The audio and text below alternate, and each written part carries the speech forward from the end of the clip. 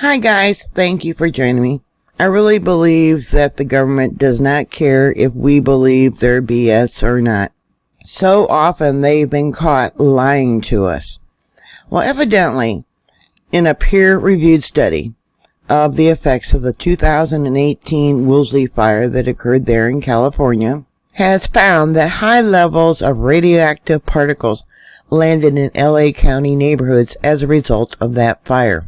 Here's a satellite view of the cloud of ash that was distributed because of the fire.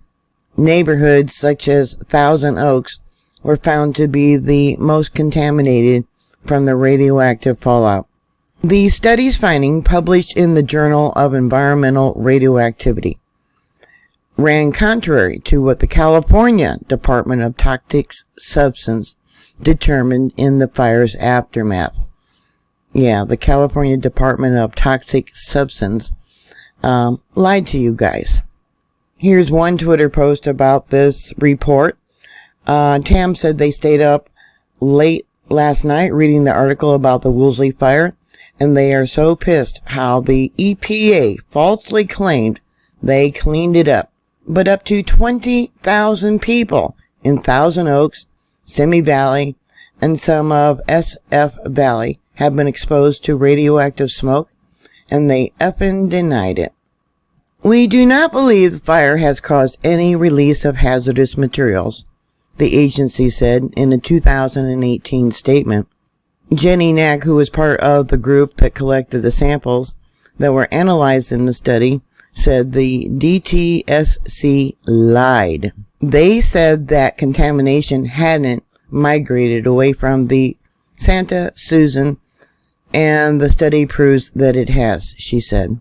She was referring to the Santa Susana Field Laboratory, a nuclear research facility laboratory in Simi Valley that was partially scorched and damaged by the fire. Using Google Earth, here's a location of that Santa Susana Field Laboratory. Partially scorched, looks like the whole area was burned up. And I'll bring it out a little bit for you.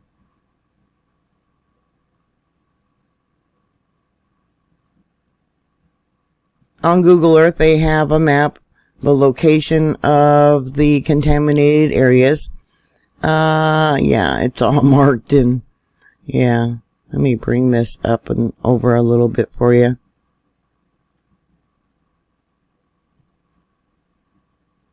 Yeah, we got cesium.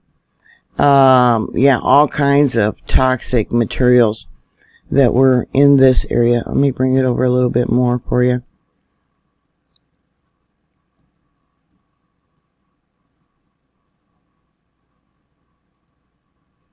Yeah, nuclear materials, plutonium facility.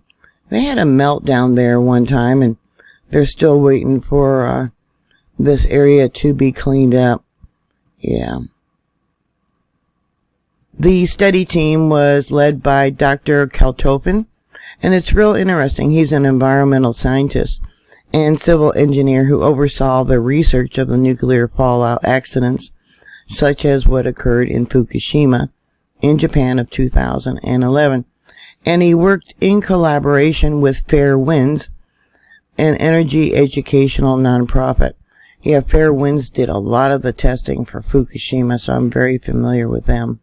Kaltofen and his colleagues collected samples of ash, dust, and soil from neighborhoods in the fire zone. Within a radius of 10 miles from Santa Susana 11, of the samples collected indicated elevated levels of radioactive material.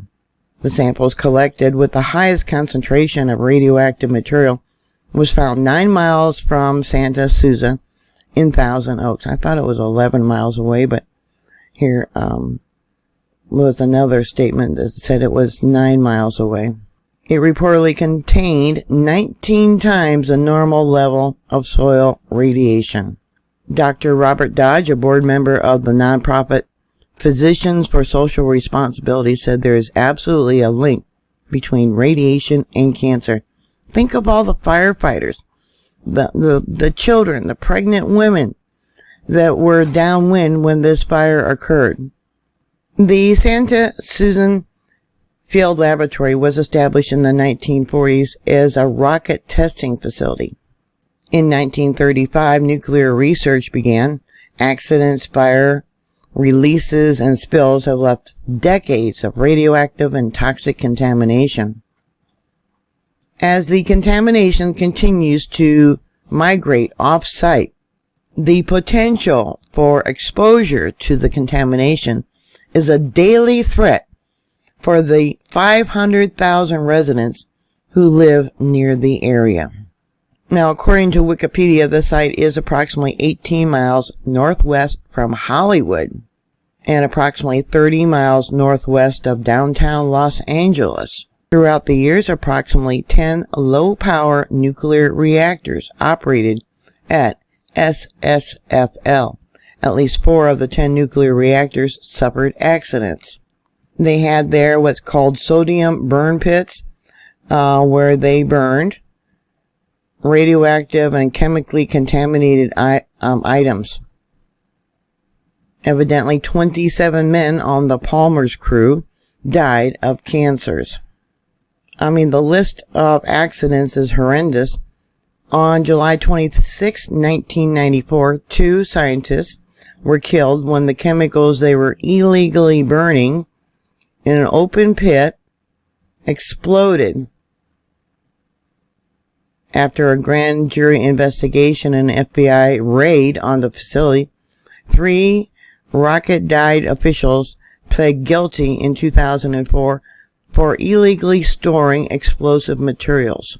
The 2018 Woolsey fire began at the Santa Susana Field Laboratory site, and evidently they claimed that the hazardous material had been cleaned up as DTSC had promised. Yeah, well, now we know that it was just more lies from government California officials.